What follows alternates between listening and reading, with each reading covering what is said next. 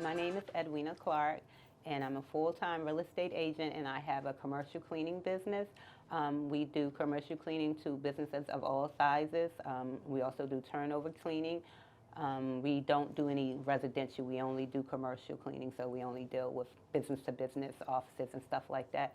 And then I'm a full-time licensed realtor in Maryland as well, so I can help you sell, buy, or invest in real estate. That is awesome. Now tell me how that came to be. What's your story? How did you end up with two businesses as opposed to one? Okay, so I started my cleaning business in 2010, and I was temping, and they didn't know if they were going to keep me. One person was like, "Oh yeah, we're going to keep you." Another person was like, "We don't know, it's the budget stuff," and I just didn't like that feeling. I'm not going to lie. I had went through the whole experience of losing a job and looking for a job, and then I was like, you know what, I need some more stability. And I was like, well, what can I start that I didn't need a lot of resources or a lot of education to go back to school for? And I always knew how to clean. I've been doing that since I was a little girl. I used to clean the neighborhood, old ladies in the neighborhood. I would clean their house for extra money, stuff like that. So it was something I knew how to do. So I was like, you know what, I'm going to start a cleaning business. So I looked into it. I went to YouTube University, YouTube and Google, and I found out what I needed, and I put it out there, and that's how the cleaning business came about. I originally first started out in construction cleaning. Okay. Let me tell you that it's not for the weak. I believe it. I believe it. I thought because we were cleaning new homes, it was going to be easy, but it wasn't. It's a lot of work into construction cleaning. So I started that route, and then really as I went along, I started seeing little things that I could do, because under cleaning, a lot of stuff falls under it. You know, you could do residential, you can do office cleaning, then you can do grass cuts, you can do property management for banks, and that's what it did. It was like one thing opened the door for another, and I just started doing different things and different aspects of the cleaning business. Real estate came about I got my license in 2017. I just wanted another hustle because the economy was crazy. At that time, I was going back to school. I was already working a job, already in a position, but in order for them to give me more money in that position, I had to have a degree. Mm-hmm. So I went back to school, and in the course of that, I didn't know if I was going to finish school. I'm not going to lie. I was going to get my bachelor's degree, and I was like, you know, I don't know if this is what I want to do, but I know I need to make money. So I was looking at other avenues to bring in money, and I was like, okay, real estate. And so I got my real estate license. So that's how they came about. It was more of a thing of needed some type of security on my end and some type of stability on my end. And that's how I became an entrepreneur. Amazing. Now, can you talk to me a little bit about how you're balancing both? Like, do you have like a schedule where it's like these days is only this day and this day is only real estate? Or how are you balancing that? I do have a schedule. I don't always stick to it. I have a schedule where I do both of them a day because I feel like if I just focus one day on one thing, then I will let some things fall to the side. And you know, if today is real estate day and something comes up with the commercial cleaning business, I still would need to focus on it. So on my schedule, how I set it up is get up at 8 o'clock. It's on my phone. It goes off every hour. Get up, you know, dress, shower, exercise, and then it's 2 hours for ultimate clean. Take a 15-minute break, and then it's 2 hours for real estate, and it goes like that up until 5. Okay. So that's my schedule. Don't always stick to it every day, okay. But that's the schedule. That's life. It's not always like one linear line. It's always like everywhere. And as long as you're like sticking to some kind of schedule and making yourself like get up and do those things, then I think you're on the right foot there. Thank you. Yeah, absolutely. And now with your job, how are you marketing yourself? Like getting your name out there as a realtor, getting your name out there as entrepreneur, owning your own business, a cleaning company for, you said it's commercial, right? Yes, commercial. Yes. How are you like getting the word out? So as far as the commercial, I used to do a lot of just going door knocking pretty much. Going to different businesses, handing out flyers, do a lot of cold calling. I Google businesses in the area and literally just call them and like, hey, do you guys have a cleaning company? If they have one, I was like, well, can you let me know when you guys will be looking for a new one so I can submit a bid? Then you have places like eMerlin Marketplace. If you're I live in Maryland, so you can do business with the government and stuff like that. And even if you don't get a contract with them, you get access to other people as well, so you can advertise on there. And then honestly, one of my best contracts came from Craigslist. Okay. This was in 2016, and I answered an ad on Craigslist for some Verizon stores. They were looking for people, and I ended up not doing it at that time because they had one, and it just wasn't worth the money and stuff for me. But they ended up keeping my information and called me a couple of years later, and then that's how I got into retail cleaning. And then from there, I just Googled another business that was comparable to them, their competition, and started Googling everybody's competition and then going on their websites and filling out vendor forms and reaching out to them like that. Wow, Craigslist, that's a throwback right I know, there, huh? I know. It did used to work back in the day. You could get a lot of stuff off of Yes. Craigslist back in the day. Now it's a little bit scary on there, but Yeah. no, when it was good, it was good. And now for your commercial cleaning business, how many employees do you have, or how does that? Well, right now I only have one more employee, but I contract out. So when I have a lot of work, I just do 1099 contractors. It's easier that way as being a small business. That way you don't have to worry about the overhead and onboarding people, offboarding people, stuff like that. If you use 1099 workers, they're responsible for their own taxes and, everything. You just pay them. They're essentially a smaller business of their selves, a different entity. So it's easier for me to go that way because, it could be up and down. Like even with construction cleaning, there was times where we were working every day, 30 days straight, and then the weather might come and then we're slow, and I had people on payroll at that time, and I was scrambling trying to figure out how to keep them busy in between, so before COVID, I had employees. After COVID, I just went more of the 1099 way. Okay. All right.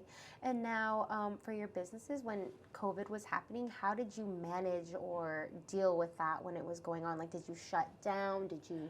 I didn't shut down. Some of my contracts did, but some of them, ironically, anything that had food in it got to stay open. So I was doing retail cleaning, and I was doing raw stores at that time, Value City Furniture. But oddly, they let Value City Furniture stay open because people had back orders and stuff like that. So some of them shut down and some of them didn't, but that's when it became where I couldn't keep certain people employed and work either. So it did make me feel bad because it's like they were depending on it, and then you had a lot of large companies coming in and sweeping in and getting a lot of the business, and then they wanted to contract it out, but it's like it was pennies on the dollar.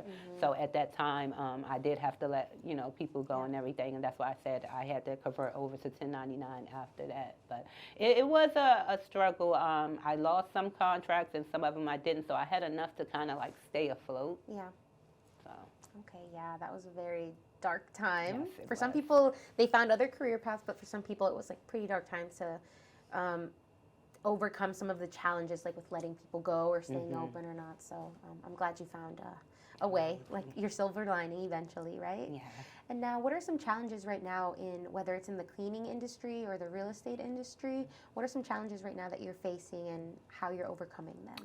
Some of the challenges that I'm facing right now, especially in the cleaning business, is we compete with a lot of bigger companies that actually are not in the state, so they monopolize on a lot of stuff because there's no regulation for private sector commercial cleaning versus government sector. They have rules and regulations. They have so much that you have to give out to small businesses. They have rules that you have to obey. In the private sector, they don't. So one company could be in Jersey and monopolize on a lot of the buildings out here, and then they'll contract out to you, and then you have to fight with them for the money. And it's like, but we're frontline, we're doing all the work, so that's a major issue. It's no regulation in the private sector, and I feel like some rules need to be made because, like I said, you have companies that come in and they monopolize.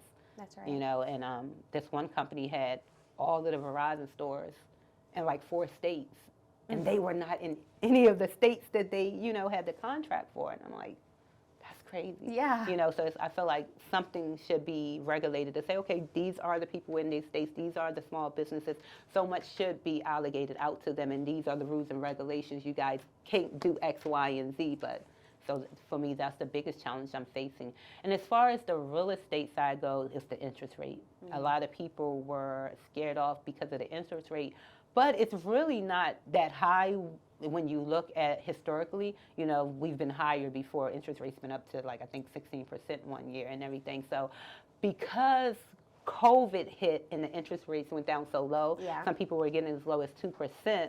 When it went up, now everybody's waiting for it to fall, and it's not falling anytime soon. I don't know that going to Yeah, get there. it's again. not. You know, some of the prices of the houses are becoming lower to try to offset the interest rate because they're staying on the market longer. Yeah. Whereas it used to be some houses could sell in a week, you know, maybe 30 days at the most. Now you have houses sitting on the market 90 days, 80 days, 180 days because people are a little scared to buy because of the interest rate right now. Yeah, no. So that's the biggest thing I'm facing in the real estate. Okay.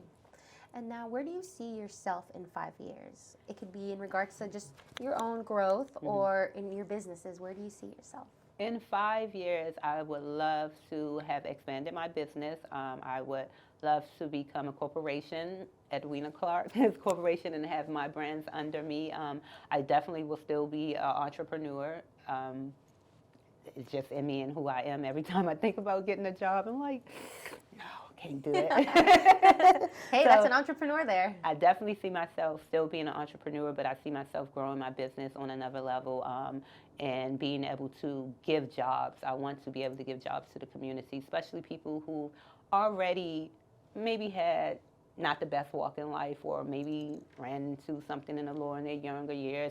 Could have been something minor that's holding them back now. You know, it's so hard out here to find a job and just live in the society if you made any type of mistake. So I definitely want to be a corporation. I definitely want to be able to employ people, at least 50 people or more, and I definitely want to give second chances to people that, you know, who might have made a couple mistakes in life, you know, and just need someone to give them that chance to get back out here in life. So. I love that. Why is that so important to you? Because life is hard, you know, and I just know life is hard and people make mistakes. And I just know on my path of trying to find a job, you know, when I didn't have the degree and I didn't have how people look down, and it was like, but we still have to eat, still got to put a roof over your head. And then I know a lot of people that made mistakes when they were younger, and then you see them out here and they grew up and now they're trying and nobody wants to give them a chance. Absolutely. So it's like, I want to be that person to say, you know what, I'm going to give you this chance. Come on, I know you still need this. Let's get back on track. So I love that so much because Thank I feel you. like a lot of people do forget about that. And I know sometimes some mistakes are a little bit, you know, hard, Harder than but they others. still, at the end of the day, they have families that they need to feed and care for. So I'm glad that you're able to give them that second Thank chance you. and give them an opportunity to better themselves. So Thank you. that's amazing. What do you hope that you can provide for your clients when they do business with you, whether it's in the real estate or a commercial? So I want them to feel like they got the best service possible at an affordable price. That's my motto for my cleaning business. We want to be affordable, but we also want to have excellent service. We want to be known for, okay, they came in, they showed out, they did above and beyond, but I could afford them. It was a reasonable price. So I want to be known for providing exceptional service, but like I said, at an affordable price, because some people price gouge on things, and if they know it's a need for it, they skyrocket it, and some things are ridiculous. As far as real estate, I want to be known as someone who is compassionate and really help them. You know, I didn't practice for a couple years when I had first got my license because I couldn't put the time in it to really learn it. You know, and now that I have, it's like these are big investments for people. Some people buy a house and that might be the only house they ever buy, and that might be the biggest investment they ever make in their life. They didn't send a child to college, they didn't did this, they didn't do that, but they were able to purchase this house. And I want them to say when they came to me that they felt like they understood the process. I talked to them like, you know, they really understood, like, I didn't just do this and then they have regrets later. Yeah. Because you have people who buy houses later and they're like, oh, I didn't know this was here, I didn't know this option, my realtor didn't tell me this. I want them to feel like they were truly educated and they made the best decision Absolutely. off of knowing all the information that they were supposed to know. Yes, I agree with that. I think that's a great quality to have, especially for a realtor, because sometimes you're just like, wait, they didn't tell me this? Yeah. What the heck? Like, I'm not going to go with them again. Yeah. And that's how you retain your clients, you know, just by being honest and trustworthy with them. And now, who are you outside of an entrepreneur? What do you like to do? I like to party with my friends. Oh, okay. And when I say that, I mean, I do. Like, I love that. my son is grown. It's my time now. So this is one of my friends. We go to brunch, we eat, we go out. I mean, that's the thing. I like live music, and I just like being outdoors. Long as it's a good vibe, I'm cool. I don't want to be around a whole bunch of drama or nothing like that. I just want to be in a nice atmosphere with nice people that I like and they like me, and, you know, we can just hang outside, really, you Yeah, know. no. I'm at a point in life, I just enjoy life, you know. I watch too many people pass, and I know tomorrow's not promised, so the little things is okay with me, you Absolutely. know, like sunshine, blue skies, just to be able to say, hey, I'm here, I'm outside, hey, come on, let's go get something to eat, just little things like that. And I'm real family oriented. I have a lot of sisters and brothers and nieces and nephews, so I do spend a lot of time with them. So outside of the entrepreneur, I will be called a friend, a mom, a grandmother, even though I'm not a grandmother. I was gonna say, wait a minute, you don't look grandma-like. I'm not a grandmother, but some of my nieces call me grandma. Aw, okay. Some of them call me auntie. One of them calls me their fairy godmother because Oh my she gosh. asks me for everything and I give it to her. So outside of the business person, I'm just like a family and friends person. You know, I'm just enjoying life. No, I love that. And now my final question here is going to be, and actually before I wrap that up, is there anything that I maybe didn't touch on that you would like anybody to know, whether you have upcoming events or opening anything up, maybe like a workshop or anything with your business? No workshops coming up. I am in the process of rebranding the commercial cleaning business. It's heavy on my soul if I want to go to residential. I do get a lot of residential calls and a lot of people ask for it. So I'm thinking about cornering that market because it is out there. So that might be in the makings, but that will be the only up and coming thing. Okay, and now my final question for real this time is if you could leave our listeners with any message that's in your heart, it could be about anything, what would that message be? My message would be stay true to you. In life, you will have to make some type of compromises. That's inevitable. Change is inevitable. But try to stay true to you and who you are. Don't let the world change you. You know, you'll go through things and stuff like that. But if you stay true to who you are and your core values, you'll be okay. I love that. What a great message. Thank you so Thank much you. for sharing that with us. Thank you.